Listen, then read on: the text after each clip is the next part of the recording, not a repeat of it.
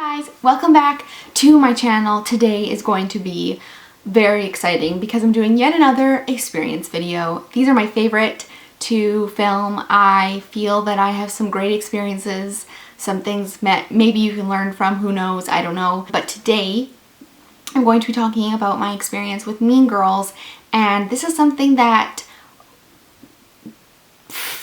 yeah. And I'm not just saying females are vicious because I know there's some vicious males out there and I know there's some like yucky males out there for sure too. But my experience is with females, so that's what I'm going to be talking about today. And if you want to share your experiences down below, I would love to hear them. You guys always freaking amaze me with your crazy stories of experiences similar to mine, but normally a lot worse. So I'm going to tell you guys a story that happened to me, and my side of the story, obviously, because I don't know their side of the story. And this was so long ago. Honestly, I've definitely moved on with my life, but I hope that I can maybe teach you all something, or you can learn something from dealing with the situation. One of the things that I've definitely learned from this situation is that friends in high school especially are very untrustworthy, I guess, and also very unreliable.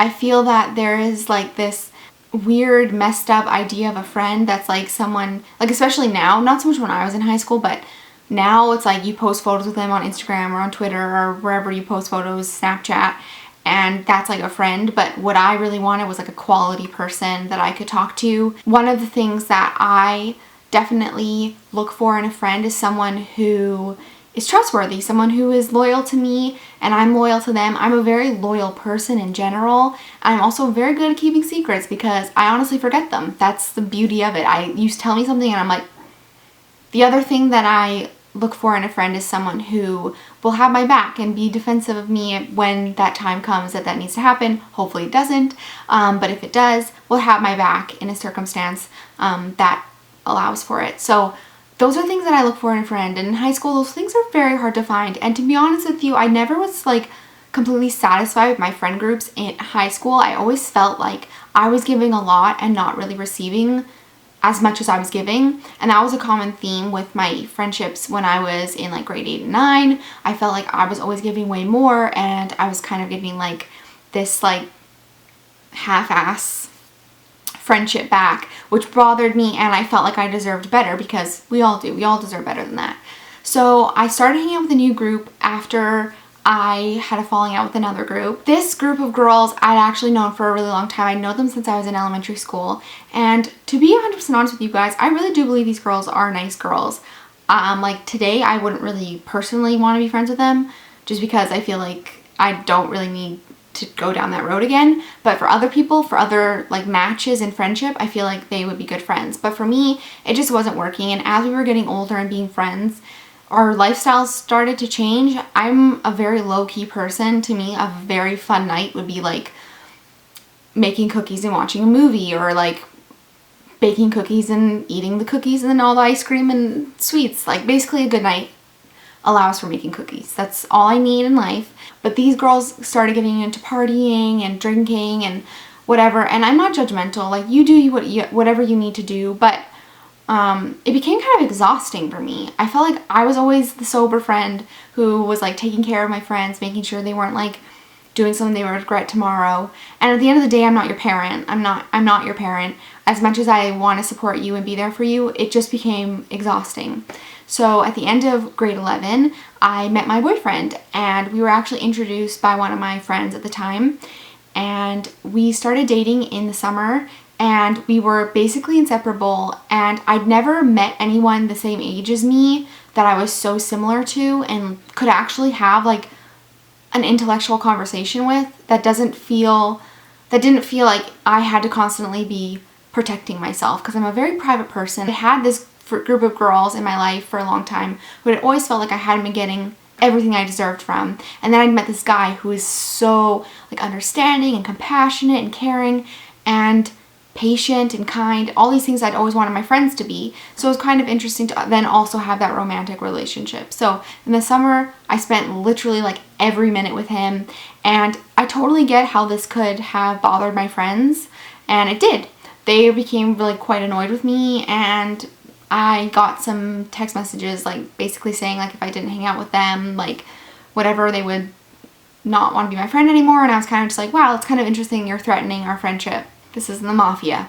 But what confused me even more was the fact that they didn't invite me to anything. If you really want me around, then why aren't you inviting me? Like, I'm not the type of person to call someone up like every couple days and ask them to hang out. Like, it needs to be very balanced. I'm not going to put all the energy in. Like, it's just not, I'm just not into that. And also, prior to this summer, I had been traveling every summer before that, and I never really seen my friends during the summer. It was kind of like I would say bye to them in June and I'd see them again in September when school started, and I'd be traveling all summer with my parents. But this summer I was at home, but I was with my boyfriend, and they became annoyed by that. So I totally, again, I understand that part of it. But when I got back to school in starting my grade 12, my graduating year, I was excited to see my friends again because that's how it always had been. I'd always kind of had that 2-month gap and then gone and seen them again, and it had been awesome and wonderful.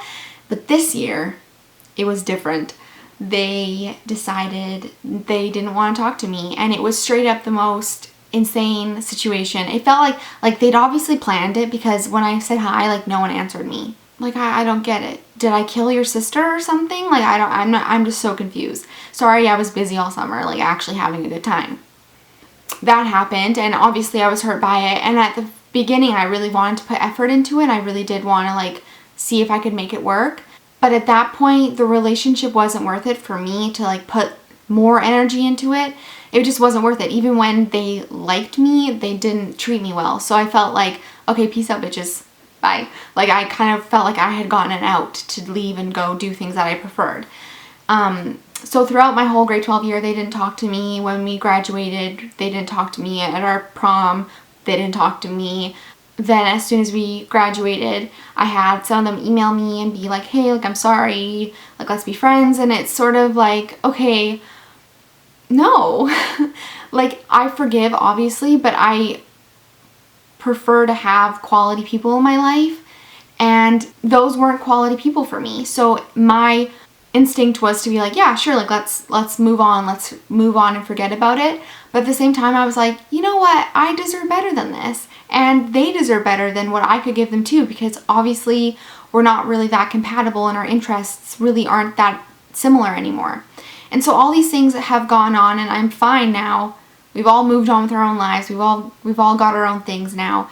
But it's just bizarre how girls can so easily go from being best friends with someone and then the next minute hating them, talking shit about them, spreading rumors about them.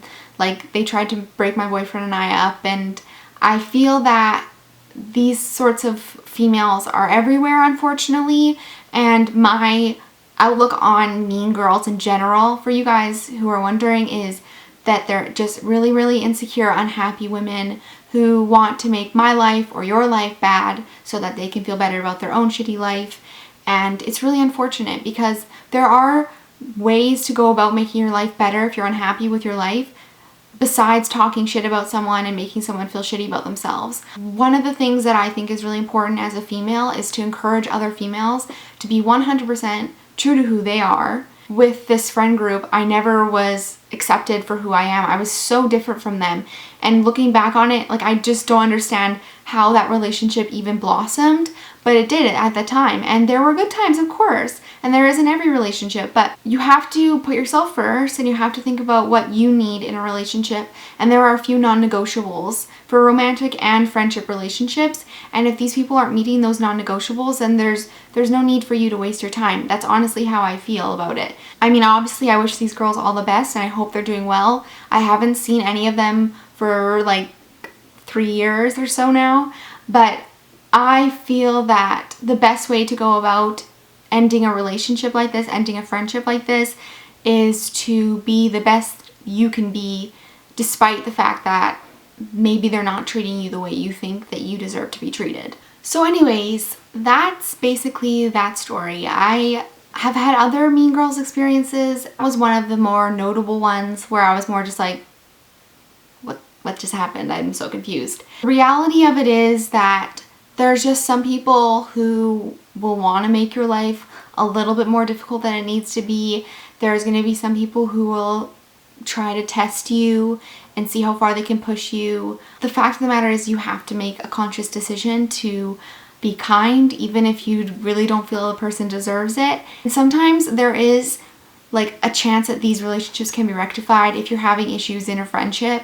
There are some friendships that are worth fighting for sure, and I wouldn't just say like throw it away, which is maybe your first instinct is to throw it away. I would say if you feel that that good in general outweighs the bad and you've had more good times than bad times, then work for it and work hard for it. And if that person is willing to work as hard as you, then hopefully you'll be able to make it work.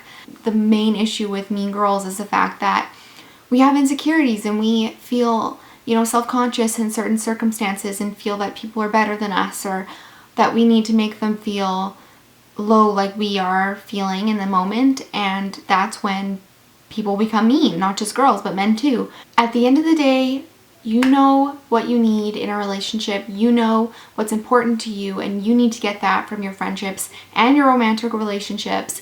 And you need to take care of yourself and look out for yourself and make sure you're getting what you deserve. That's everything for today. I hope you all enjoyed this video. Let me know down below your experiences with mean girls or mean men or mean people. I don't know. I'd love to hear them, and I will see you all very, very soon. Oh, and if you have a video request, I'd love to hear it. Just put it down below. Just take a gander. Just, trot on down there. Okay, guys, I'll see you later. Bye.